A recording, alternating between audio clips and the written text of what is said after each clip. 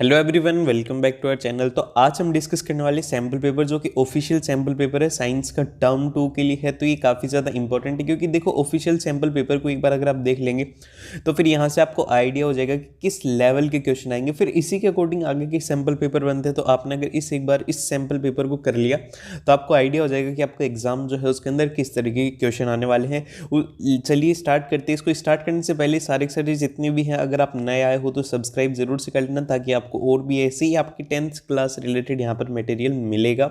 और आपने अगर अभी तक लाइक नहीं किया तो लाइक कर देना जरूर से। यहाँ पर ये जो ब्लू वाला बटन, मतलब जो ग्रे वाला बटन होता है कलरलेस, को आपको ब्लू में बनाना है। और जो सब्सक्राइब वाला है ये होता है रेड को आपको इसके अंदर कलरलेस के अंदर या फिर ग्रे के अंदर कन्वर्ट करना है। ये काम आपको करना है, ठीक है। और बाकी का मैं आपको एक चैप्टर बता रहा हूँ, ठीक है।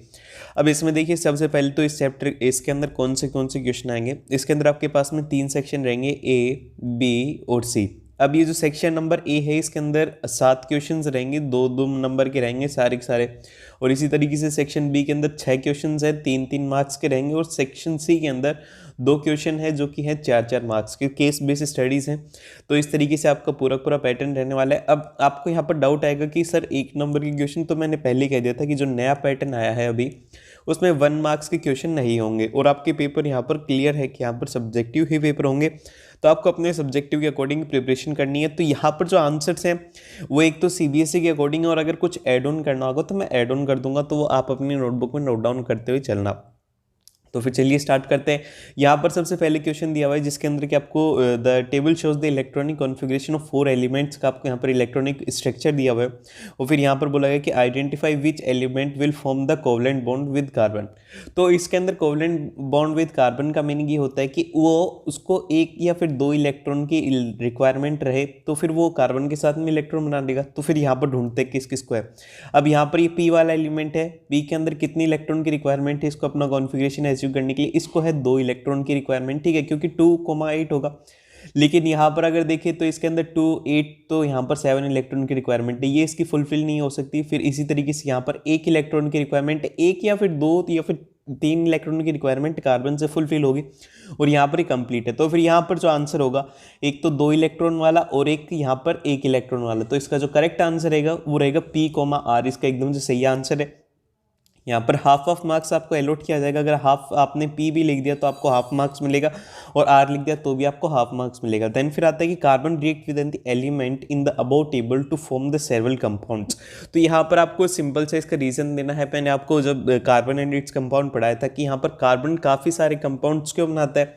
इसके पीछे का मेन रीजन है कि वो यहाँ पर टेट्रावैलेंसी होता है, वो 4 बॉन्ड बनाता है, और उसकी कैटिनेशन प्रॉपर्टी, ये दोनों का नाम लिख देना, या तो टेट्रावैलेंसी लिख दीजिएगा या फिर carbon has an the valency of 4 and catenation. यहाँ पर और नहीं है, कैटिनेशन का मीनिंग ये होता है कि वो सेल्फ लिंकेज कितना करता है, मतलब कार्बन कार्बन से भी बॉन्ड बनाता है और काफ़ी सारे अदर एलिमेंट्स होते हैं उनके साथ में भी बॉन्ड बनाते हैं। तो ये वाला पॉइंट इसके अंदर इंपॉर्टेंट है, दोनों के हाफ ऑफ मार्क्स रहेंगे।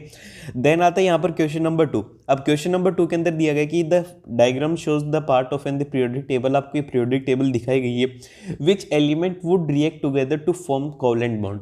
तो यहाँ पर आपको देखना होगा कि कोवलेंट बॉन्ड कौन कौन बना सकते हैं। तो मैंने आपको क्लियर कर देता हूँ कि कोवलेंट बॉन्ड वही एलिमेंट्स बनाते हैं जिनको कि आपस में ना तो वो पूरे इलेक्ट्रॉन एक साथ में लूज कर सकते हैं।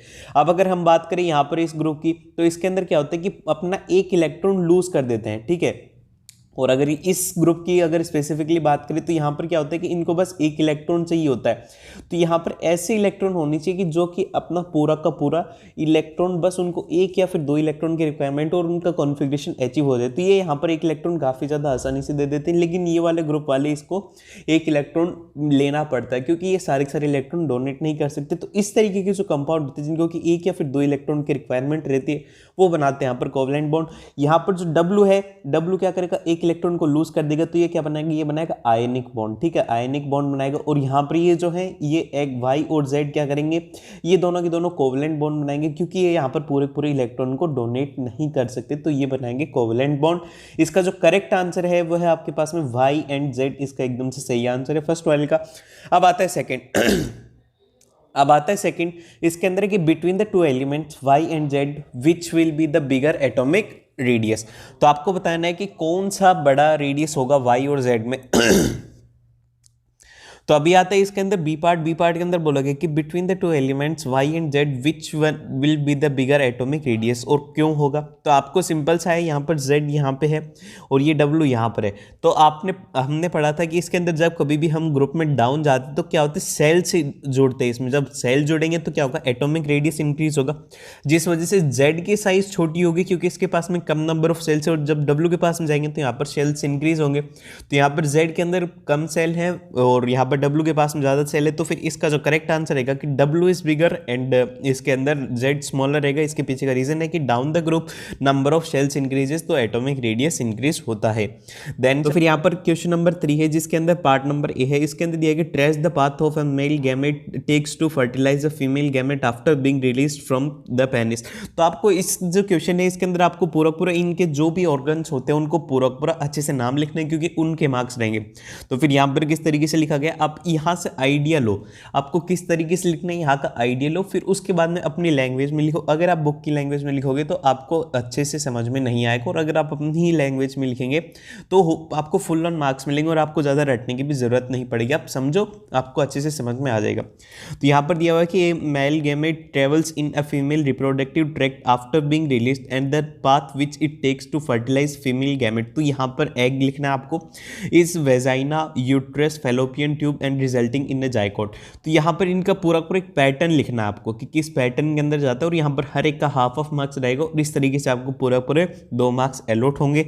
इस तरीके से करना है, और फिर उसके बाद में इसका अल्टरनेटिव दिया होगा, ऐसे ना लिख करके ऐसे लिख दीजिए, except the label diagram of an the human मतलब female reproductive system including the passage of an the sperm from vagina to uterus and then fallopian tube from the fertilization resulting in a zygote. तो इस तरीके से आपको करना है। Then फिर आते हैं यहाँ पर इसका second part, state the number of sets of chromosome present in zygote. तो फिर यहाँ पर है zygote has the 2 set of chromosome.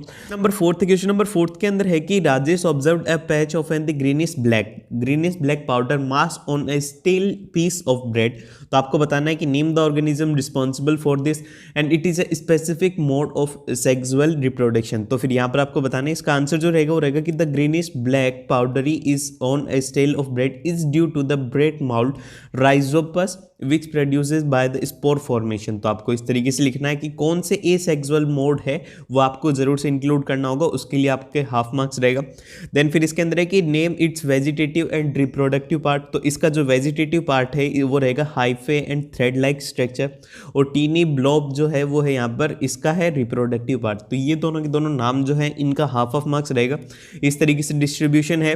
Then फिर आते हैं यहाँ पर क्वेश्चन नंबर 5। क्वेश्चन नंबर 5 पर जाने से पहले अगर लाइक नहीं किया तो लाइक कर दो, सब्सक्राइब नहीं किया तो सब्सक्राइब कर दीजिए ताकि आपको आगे भी ऐसी ही वीडियोस मिले। तो अब आते हैं क्वेश्चन नंबर 5 में। क्वेश्चन नंबर 5 में है कि mustard was growing in 2 fields A, B, while field A produces a brown colored seed and field B produces yellow colored seeds, and it is observed that in field A the offspring showed only the parental trait for the consecutive years, and whereas in field B majority of offsprings showed a variation in the progeny. Then what are the probable reasons for this? तो आपको इसके अंदर simple सा है, यहाँ पर आपको पूरा इसके अंदर एक्सप्लेनेशन देना होगा। क्वेश्चन इसका आंसर क्या होगा, इसके अंदर है कि in field A the reason for the parental trait in consecutive generation of the offspring is self pollination, and field B के अंदर जो रिस्पॉन्सिबल है वो यहाँ पर क्रॉस पॉलिनेशन, क्योंकि यहाँ पर वेरिएशन आ रहा है, रिकॉम्बिनेशन ऑफ जीन्स आ रहा है। तो ये किसकी वजह से होती है, होता है क्रॉस पॉलिनेशन की वजह से। अब इसका जो सेकंड पार्ट है इसके अंदर आपको जब कभी भी सैम्पल पेपर या फिर कुछ भी सॉल्व करे तो इसका और वाला पार्ट जरूर से सॉल्व करो, क्योंकि आपको पता नहीं है कि आपके पेपर के अंदर कहाँ से क्वेश्चन आ जाए। तो इसको जरूर से सॉल्व करना है आपको, चाहे से आपको करना का मन करे या नहीं करे, लेकिन इस क्वेश्चन को जरूर से सॉल्व करना है। इन asexual reproducing species, if a X traits exist in 5% of population and the trait Y exists in 70% of the same population, then which of the following 2 traits is likely to arise in earlier give reason। तो आपको इसका answer देना है कि इसके पीछे का reason क्या है। तो देखो यहाँ पर जो trait Y है exist in 70% larger fraction of in the population is likely to arise in earlier because in a asexual reproduction identical copies of DNA are produced and variation does not occur। तो फिर ये है इसका, और फिर यहाँ पर new traits come in the population due to the sudden mutation and they are inherited, and 70% of population with Y is likely to have been replicating that the trait for longer period than 5% of population with the trade x. तो फिर यहाँ पर इस तरीके से आपको लिखना है, ये पूरे ये आपको अपनी लैंग्वेज में लिखो। अगर आप ये लैंग्वेज रटोगे तो आपको अच्छे से समझ में नहीं आएगा। अब आते क्वेश्चन नंबर 6। अब क्वेश्चन नंबर 6 में है कि a simple motor is made of a school laboratory के अंदर एक मोटर बनाई गई। A coil of wire is mounted on axle between the two poles of an the horse shoe magnet as illustrated. यहाँ पर ये हॉर्स शो मैग्नेट है और ये है आपके स्कूल में बनाई गई मोटर। और यहाँ पर in an example the coil A B C D is horizontal and the battery is connected as shown. आपको बताना है कि from which the state the direction of force between the arm A B के बीच में आपको force के direction जानना है। And why does the current in arm BC not contributed to turning force on the coil. तो आपको इसके अंदर दो क्वेश्चंस का आंसर देना है।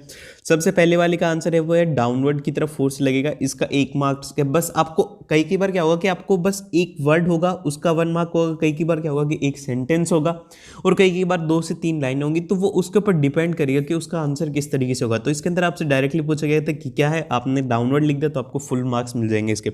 अब सेकंड पार्ट है, यहाँ पर दिया हुआ है कि because BC in the same direction as the direction of fields and force is minimum when the direction of current in the conductor is same as that of magnetic field and BC will not contribute as the force on this part of the coil will be cancelled by the force of DA। तो ये है इसका correct answer कि इसके पीछे का reason क्या है। तो आपको ये पूरे करेक्ट आंसर ऐसे लिखना है। देन आता है यहाँ पर है circuit contains a battery variable resistor and A solenoid. The figure below shows a magnetic field pattern produced by current in solenoid. यहाँ पर ये सोलोनॉइड है, इसके अंदर आपको पूरा दिखाया गया कि किस तरीके से मैग्नेटिक फील्ड जनरेट होती है। और यहाँ पर पूछा गया कि state how many magnetic field patterns indicate the region where the magnetic field is strong. और यहाँ पर बताना है कि what happens to a magnetic field when the current in the circuit is reversed. तो आपको सिंपल सा है, इसके अंदर आपको डायरेक्टली आंसर देना है कि रिलेटिव कॉन्सिक्वेंस मतलब relative closeness of field lines indicates the strength of magnetic field and since the field lines are crowded around the edge of the solenoid hence these are the region of the strongest magnetism। तो इसका simple सा answer ये है कि जहाँ पर magnetic lines pass में होंगी वहाँ पर स्ट्रॉन्ग मैग्नेटिक फील्ड होगी और जहाँ पर मैग्नेटिक लाइंस दूर होंगी वहाँ पर वीक मैग्नेटिक फील्ड होगी।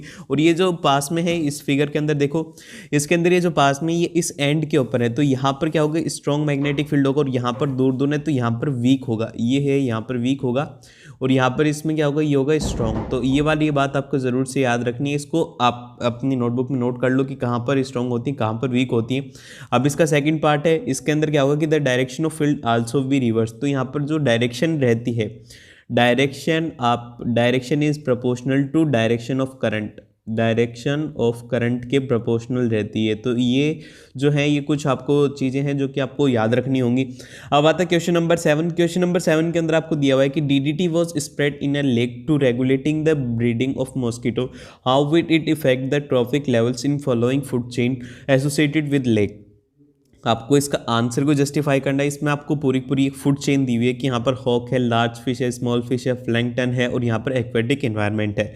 इसके अंदर आपको इसका क्या करेक्ट आंसर रहेगा, इसका जो करेक्ट आंसर है वो है कि यहाँ पर DDT is an the non biodegradable pesticides will enter the food chain from first trophic level that is plankton, वो इससे एंटर करेगा। And the non biodegradable pesticides accumulate the progressive at each trophic level and this phenomena is known as biological magnification and hawk will be at the highest level of pesticides. ठीक है, ये है इसका answer. आपको 3 points के अंदर लिखना होगा इसे। आपको पहले इसके अंदर डेफिनेशन जरूर से बतानी होगी, जैसे कि इसके अंदर बायोलॉजिकल मैग्निफिकेशन की डेफिनेशन बताई तो आपको इस तरीके से अगर उसमें कोई भी ऐसी टर्म आती है तो आपको उसको डेफिनेशन ज़रूर से बतानी है। देन आता है इसका सेकंड पार्ट। इसके सेकंड पार्ट के अंदर दिया गया कि in the following food chain vertical arrows indicates the energy lost in environment in horizontal arrow indicates the energy transfer to the next trophic level and which one of the 3 vertical arrows ACE and which one of the horizontal arrows BD will represent the more energy transfer. इसके अंदर दिया गया कि green plants हैं वो environment को कितनी energy देते हैं और जो डियर है वो कितनी एनर्जी देता है और ये जो कार्निवोरस है ये इन्वायरमेंट को कितनी एनर्जी देते हैं। और इनको खाने से डियर को कितनी एनर्जी मिलती है, डियर को खाने से ये जो शेर होता है या फिर जो कार्निवोर से टाइगर है जिसको कितनी एनर्जी मिलेगी। तो फिर यहाँ पर इसका जो आंसर है कि यहाँ पर A will represent the more energy transferred as compare to C and D, क्योंकि ये ऑक्सीजन प्रोवाइड करवाता है। और यहाँ पर B will represent the more energy transferred as compare to D. अब यहाँ पर डी तो आया नहीं था ये यहाँ पर डी है, ये मैंने शायद इसको सी समझ लिया। अब उसके बाद में कि यहाँ पर when the green plants are eaten by the primary consumers a great deal of energy is lost as heat to an environment and some amount goes in the digestion and in doing work and the rest of goes inwards and the reproduction and an average 10% of food eaten is made available for the next level of consumers and this energy loss takes place at every trophic level। और यहाँ पर जो second है इसमें आप इसका ये भी लिख सकते हैं कि यहाँ पर in accordance with the 10% low transfer, आपको ये जरूर से इंक्लूड करना है कि 10% low transfer of energy in food chain, only 10% of energy available at one trophic level is transferred to the next trophic level. बस आपको इतनी सी बात नहीं इंक्लूड करनी है, इसके अलावा कुछ भी नहीं करना। अब आता है सेक्शन बी। अब सेक्शन बी के अंदर है कि choose an element from the third period of an periodic table that matches the description given below in each sentences. और यहाँ पर आपको रीजन देना है। It has the similar structure to diamond, diamond की सिमिलर स्ट्रक्चर किसका होता है, same valency as lithium and same variable valency and member of oxygen family 16। तो देखो सिंपल सा है, इसके कार्बन के जैसे जो स्ट्रक्चर ग्रेफाइट मतलब जो डायमंड के जैसे स्ट्रक्चर है वो रखता है यहाँ पर सिलिकॉन। सिलिकॉन है क्योंकि यहाँ पर टेट्राहेड्रल स्ट्रक्चर होता है, डायमंड का भी यहाँ पर टेट्राहेड्रल स्ट्रक्चर होता है। तो ये दोनों सेम है और यहाँ पर टेट्रावैलेंसी इन दोनों की 4 है। और फिर उसके बाद में यहाँ पर कोवलेंट बॉन्डिंग है कार्बन की तरह। ये 3 रीजन है, इनमें से कोई सा भी एक दे देंगे तो आपको आंसर पूरा मिल जाएगा। तो फिर यहाँ पर ये है। अब आता है इसका सेकंड पार्ट जिसके अंदर है कि सोडियम। अब सोडियम किस क्यों है, क्योंकि यहाँ पर इसके अंदर एक वैलेंसी है लिथियम की तरह। तो आप उनके ग्रुप में से कोई भी एलिमेंट उठा लीजिए, जैसे कि ये कहाँ से आया था, ये आया था कहे सीता जी सुनो प्रभु, तो यहाँ से आया था। तो फिर लिथियम के अकॉर्डिंग कौन सा होगा, वो होगा सोडियम। और इसका रीजन है कि यहाँ पर इसके पास में भी एक वैलेंस इलेक्ट्रॉन है। अब आता है इसका सेकंड पार्ट जिसके अंदर है कि सल्फर होगा क्योंकि ये यहाँ पर ऑक्साइड्स बनाता है SO2 और SO3। अब क्वेश्चन नंबर 3 है। क्वेश्चन नंबर 3 के अंदर दिया हो कि how many isomers are responsible for the compound with the molecular formula C4H8 draw the electron dot structure of branch chain isomer. तो आपको इसका ब्रांच चेन आइसोमर का आपको बनाना है और इसके इलेक्ट्रॉन डॉट स्ट्रक्चर बनाना है और आपको प्रूव करना है सेकंड पार्ट के अंदर की जो C4H8 है और C5H10 है ये होमोलोगस है। तो इसका सिंपल सा है, आपको सबसे पहले तो इसके अंदर नंबर ऑफ आइसोमर्स निकालना है। तो आपको नंबर ऑफ आइसोमर्स निकालने के लिए C4H8 के निकालना है। तो C4H8 को सबसे पहले आइडेंटिफाई करो कि क्या है, एल्किन है, एल्काइन है या फिर क्या है। तो फिर जब आप इसे करोगे तो यहाँ पर C4H8 है, इसका जब जनरल फॉर्मूला लिखेंगे वो हो जाएगा CnH2n। अब CnH2n किसका होता है, ये होता है एल्किन का। अब एल्किन का मतलब यहाँ पर ये हो गया कि एक डबल बॉन्ड रहेगा, ठीक है, एक डबल बॉन्ड रहने वाला है बस। अब आपको यहाँ पर इसका स्ट्रक्चर ड्रॉ करना है, ठीक है, ड्रॉ करते हैं। ये है इसका structure, carbon carbon double bond carbon और यहाँ पर एक कार्बन, ठीक है, ये हो गया C4H8। और फिर उसके बाद में यहाँ पर क्या करेंगे, पहले यहाँ पर कार्बन लगा देते हैं, ये कार्बन और ये कार्बन, ठीक है, ये हो गया। अब उसके बाद में आप क्या बोलेंगे कि सर अब यहाँ पर लगाती तो अब यहाँ पर लगा दो, यहाँ पर लगा दोगे तो ये इधर से और इधर से सेम रहेगा, तो ये वाला स्ट्रक्चर नहीं होगा। ये फर्स्ट है, ये सेकंड है। और अब यहाँ पर थर्ड में क्या करते हैं कि एक ब्रांच बना देते हैं, ये हो गया कार्बन कार्बन और एक यहाँ पर ब्रांच बना दी और एक हो गया कार्बन। तो क्या करते हैं यहाँ पर 1 2 3 और ये हो गया 4, ये हो गया। और फिर उसके बाद में एक में क्या करेंगे, अब इसमें फोर्थ वाले में क्या करते हैं कि ब्रांच वाली के अंदर आप क्या कर देना, कार्बन लगा देना, ये हो गया। इस तरीके से आपके 4 स्ट्रक्चर बन जाएंगे। और इसका जो इलेक्ट्रॉन डॉट स्ट्रक्चर है वो इस तरीके से होता है, आपको इलेक्ट्रॉन डॉट स्ट्रक्चर काफ़ी आसानी से ड्रॉ हो जाएगा।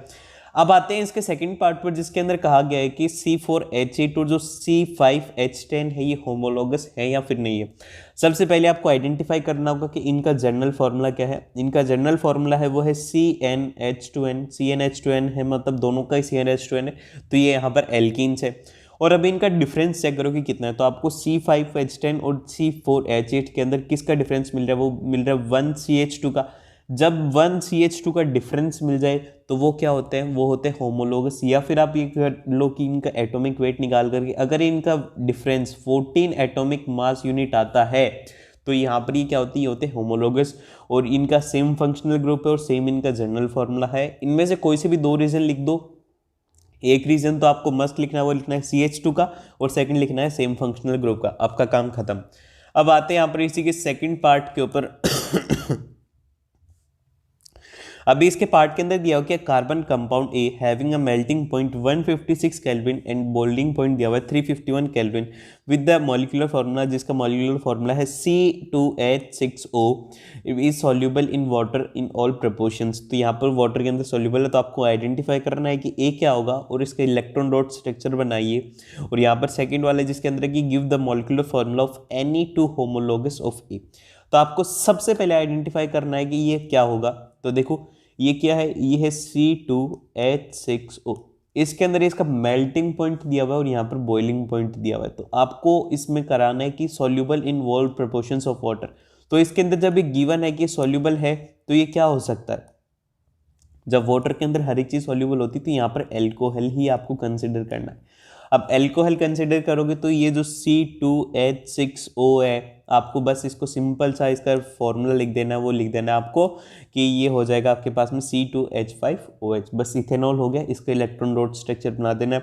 और फिर उसके बाद में इसकी जो होमोलोगस लिखना है, एक आगे वाला लिख देना, एक पीछे वाला लिख देना। C2H5 में से एक CH2 सब्ट्रैक्ट कर देना या फिर एक CH2 ऐड कर देना, जो भी करना चाहो कर दीजिएगा, इसका आंसर रहेगा ये। और फिर उसके बाद चलते हैं यहाँ पर इसी के क्वेश्चन नंबर 10th पर। इसमें है कि 2 T plants, one is rounded yellow seeds RRY and another with the wrinkled seeds RYY produces F1 prongee with the round and yellow RYR seeds, and with the when F1 seeds self-pollinated with the new combination of character is accepted in the F2 prongee, and how many seeds with these new combinations of character will be produced when total of 160 seeds are produced in F2 generation, explain with reason। तो सबसे पहले तो आपको यहाँ पर जो है given इसके अंदर लिखना है कि राउंड जो ग्रीन है वो क्या होंगे, यहाँ पर 30 होंगे, और यहाँ पर जो व्रिंकल येलो है वो भी यहाँ पर 30 होंगे। New combinations are produced because of independent inheritance of seed shape and the colour traits. तो ये है इसका मेन रीजन। देन फिर चलते हैं यहाँ पर क्वेश्चन नंबर 11th में। क्वेश्चन नंबर 11th में दिया हुआ है कि It would cost a man 3.5 to buy a 1 kilowatt hour of electrical energy from main electric board। तो यहाँ पर इसका कहने का मीनिंग ये है कि जो 1 यूनिट है, 1 यूनिट की जो वैल्यू है वो है यहाँ पर 3.5 रुपये। ये है यहाँ पर 3.5 रुपये इसकी वैल्यू दी हुई है। And his generator has the maximum power of 2 kilowatt. तो उसके जो जनरेटर की मैक्सिमम पावर है वो कितनी है, वो है यहाँ पर 2 किलोवाट, ठीक है। और फिर उसके बाद the generator produces the energy at an maximum power for 3 hours. 3 घंटे के लिए काम कर सकता है, 2 आवर की प्रोड्यूस कर सकते हैं। तो मैक्स टू मैक्स ये कितना कर पाएगा, ये कर पाएगा 6 किलोवाट आवर बस प्रोड्यूस कर सकता है, ठीक है। और फिर उसके बाद में यहाँ पर calculate how much it would cost to buy the same amount of energy from the electric board supply. तो यहाँ से इसने कितनी पावर जनरेटर से काम ली, वो ली 6 किलोवाट, और उसको अगर यही यहाँ से काम में लेगा तो आपको क्या करना है 3.5 इंटू 6 कर देना, तो आपका आंसर आ जाएगा। तो इसको क्या करो 7/2 इंटू 6, ये क्या हो जाएगा, ये हो जाएगा 3, तो ये हो जाएगा 21 कॉस्ट पड़ेगा इसके। इसमें गिवन है कि student boils a water in electric kettle for 20 minutes using the same power supply, he wants to reduce the boiling point. मतलब ये यहाँ पर टाइम को रिड्यूस करना चाहता है, मतलब पावर को इंक्रीज करेगा। अब पावर को इंक्रीज करने के लिए आगे क्या बोला हुआ है कि to do so he should increase और decrease the length of heating element, justify your answer. तो सिंपल सा आपको फॉर्मूला लगाना है यहाँ पर P इज इक्वल टू ये क्या रहता है, वो रहता है V²/R। अब ये वाला फॉर्मूला क्यों लगा है, क्योंकि यहाँ पर आपको दिया हुआ है कि यहाँ पर using the same main supply, मतलब वोल्टेज सेम है, तो यहाँ पर रेजिस्टेंस के इन्वर्सली प्रोपोर्शनल हो गया। अब रेजिस्टेंस के इन्वर्सली प्रोपोर्शनल हो गया तो यहाँ पर पावर क्या हो जाएगी, ये हो जाएगी इसके इन्वर्सली प्रोपोर्शनल। अब इन्वर्सली प्रोपोर्शनल है तो जब लेंथ इंक्रीज होगी तो यहाँ पर क्या होगा, रेजिस्टेंस इंक्रीज होगा, रेजिस्टेंस इंक्रीज होगा तो ये यहाँ पर डिक्रीज होगा। तो आपको क्या करना चाहिए, यहाँ पर जल्दी से करिए इसका आंसर। आप देखो यहाँ पर फॉर्मूला आपके सामने B = V²/R, और यहाँ पर मैंने R का भी फॉर्मूला बता दिया, R = ρL/A। तो अब बताओ कि यहाँ पर पावर इंक्रीज करनी है तो क्या करना होगा, इंक्रीज करना होगा या फिर डिक्रीज करना होगा, जल्दी से कमेंट बॉक्स में। अभी इसका जो करेक्ट आंसर है वो ये है कि to reduce the boiling point the main supply the rate of heat production would be raise. तो यहाँ पर जानते हैं कि P is equal to V square by R, V constant है, आर डिक्रीज हो जाएगा। Since the R is directly proportional to L so the length should be decrease. तो यहाँ पर लेंथ को डिक्रीज होना पड़ेगा ताकि रेजिस्टेंस डिक्रीज हो, रेजिस्टेंस डिक्रीज होगा जब तो पावर इंक्रीज होगी। बस इतना सा बात था, जो समझ गया वेल एंड गुड, जो नहीं समझा इसको समझ लो। अब आते हैं इसके क्वेश्चन नंबर 12th में। अब 12th वाला है, इसके अंदर आपको दिया हुआ है कि ये किस तरीके से है पूरा पूरा ये पूरा पूरा सर्किट डायग्राम दिया हुआ है और इसमें बोला गया कि in the both circuit the current reading in ampere, मतलब इसके जो एम मीटर है इसके अंदर 2 एम्पेयर की करंट रेटिंग है, what would be the value of R. तो इसके अंदर वैल्यू निकालनी है आपको आर की। तो ये सिंपल सा होता है, आपको अगर सीरीज और पैरेलल को आइडेंटिफाई करने में प्रॉब्लम होती है तो मैं आपको बताता हूँ कि किस तरीके से आइडेंटिफाई करना है। अगर इनका पॉइंट जैसे कि ये है और ये है, अगर इनका पॉइंट एक जगह पर आकर के मिल रहा है तो मतलब ये क्या होते हैं, ये होते हैं पैरेलल में। जैसे कि इसका और इसका पॉइंट यहाँ पर एक जगह से मिल रहा है तो ये हो गया यहाँ पर पैरेलल। तो आपको सिंपल सा क्या करना है, इन तीनों को करना है पैरेलल में। पैरेलल में करने के बाद में आपको इसकी इक्वेशन लिखनी है, जैसे कि आर इनका इक्विवेलेंट जो रहेगा 1/r equivalent 1/5 plus 1/10 plus 1/r1। अब उसके बाद में ये है, ये यहाँ पर इन दोनों ये क्या हो जाएंगे, ये हो जाएंगे सारे के सारे सीरीज में। तो r इक्विवेलेंट प्लस ऑफ 12 ये हो गया इनका पूरा पूरा आर फाइनल। ठीक है, अब ये आर फाइनल आ गया और इसमें करंट दिया हुआ है 2 एम्पियर और यहाँ पर वोल्टेज है वो है 30 वोल्ट। तो आपको सिंपल से क्या करना है, ओम्स लॉ लगाना है। ओम्स लॉ लगा करके V is equal to I R. ठीक है, V is equal to I R, यहाँ पर V दिया हुआ है 30, I दिया हुआ है 2 और R की वैल्यू आ जाएगी। तो R की वैल्यू आ गई यहाँ से 15 ओम। तो यहाँ पर जो फाइनल है, मतलब जो फाइनल R इक्विवेलेंट है वो कितना आना चाहिए, वो आना चाहिए 15 ओम। और आपने किस तरीके से निकाला था, वो निकाला था कि R equivalent plus of 12 is equal to 15 ohm. और फिर उसके बाद वहाँ पर R इक्विवेलेंट की वैल्यू पुट कर देनी और इसे सिंपल सा सॉल्व कर देना। ठीक है, अब उसके बाद में आता है इसी का सेकंड पार्ट, जिसके अंदर कि आपको यहाँ पर टोटल रेजिस्टेंस निकालना है, find the total current in circuit. तो इस सर्किट के अंदर भी आपको सबसे पहले आइडेंटिफाई करना है कि कौन सा सीरीज है कौन सा पैरेलल है। देखो यहाँ पर इस वाले का पॉइंट और इस वाले का पॉइंट, इसका पॉइंट मतलब एक जगह पर मैच नहीं कर रहे, तो ये दोनों क्या है, ये है सीरीज में। तो इनका रेजिस्टेंस हो गया, वो हो गया 10 ओम। ठीक है, अब उसके बाद में इसका और इसका पॉइंट एक जगह पर है तो फिर इन ये दोनों के दोनों क्या हो जाएंगे, ये हो जाएंगे पैरेलल में। जब ये पैरेलल में हो गए तो इनका रेजिस्टेंस कितना आ जाएगा, 1/10 प्लस 1/10 कितना आ जाएगा, ये आ जाएगा 5 ओम। ठीक है, अब उसके बाद में यहाँ पर 7 और 5 कितना हो जाएगा, वो हो जाएगा 12 ओम। ठीक है, ये हो गया आर इक्विवेलेंट, पूरे पूरे सर्किट का आर इक्विवेलेंट आ गया यहाँ पर। अब उसके बाद में आपको क्या निकालना है, बस करंट निकालना है। तो current is equal to V I R रहेगा और यहाँ पर वी है 24, आर है आपके पास में 12, तो यहाँ से आई आगे वागे 2 एम्पेयर। ठीक है, ये इस तरीके से सॉल्व करना है, ये है पूरा पूरा सॉल्यूशन। अच्छे से देख लेना, अगर समझ नहीं आए तो एक और बार देख लेना। ठीक है, ये है पूरा पूरा इसका सॉल्यूशन। देन फिर चलते हैं यहाँ पर क्वेश्चन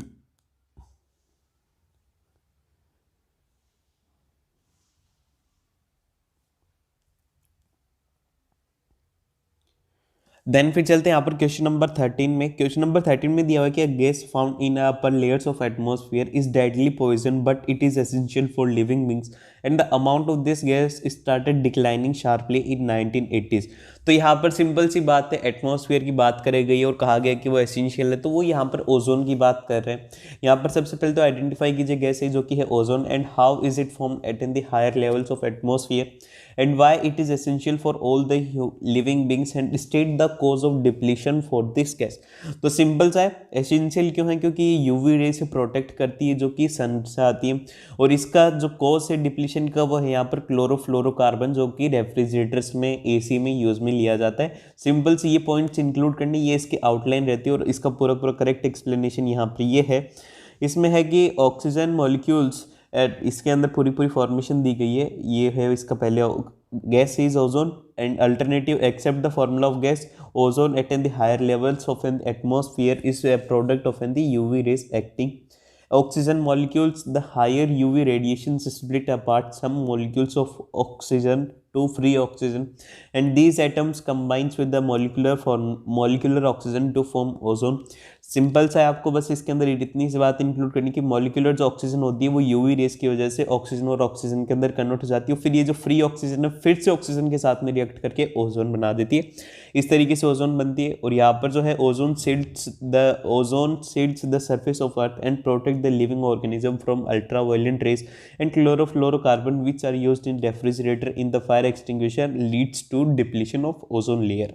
तो अब आते सेक्शन से कि क्वेश्चन नंबर 14 में। क्वेश्चन नंबर 14 के अंदर दिया हुआ है कि Sahil performed an experiment to study the inheritance pattern, और यहाँ पर दिया गया कि एक जो बड़ा प्लांट है जिसको कि टी है और एक छोटा प्लांट है जिसको स्मॉल टी से रिप्रेजेंट करा गया, इनको कंबाइन किया जाता है।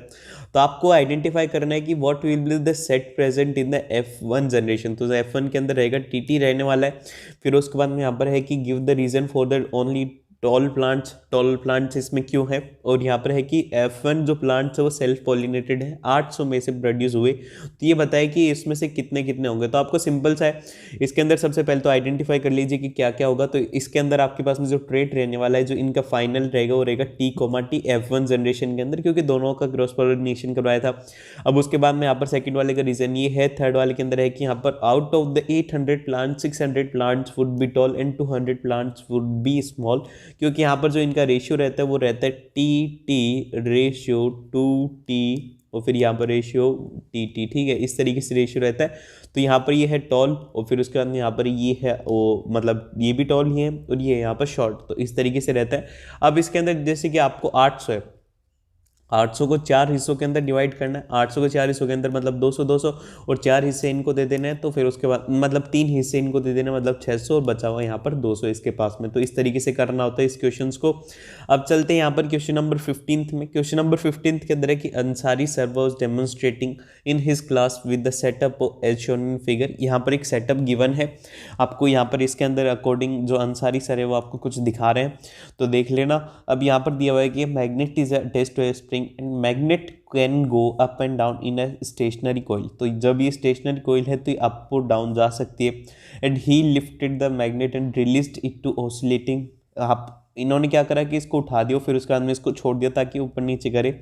And what is the principle with the Ansari sir is trying to demonstrate and what he observe when the magnet start oscillating between the two coils, explain the reason.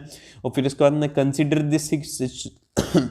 consider the situation where the magnet goes in and out of the coil, state two changes which would be increase in the deflection of the galvanometer।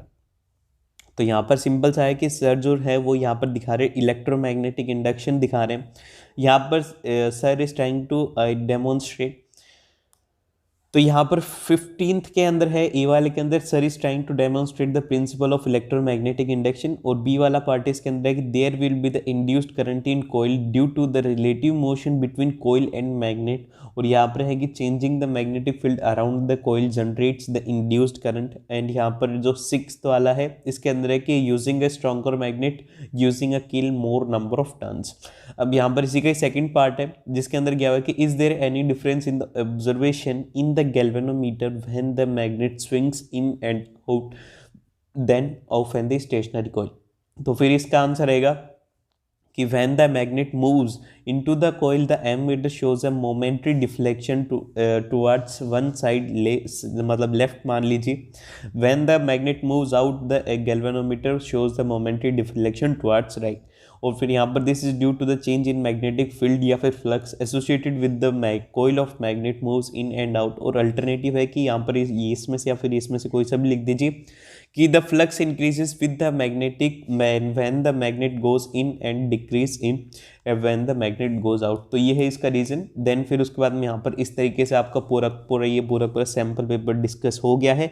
आपको इसी तरीके से social science का भी sample paper मिल जाएगा, तो वो भी देख लीजिएगा।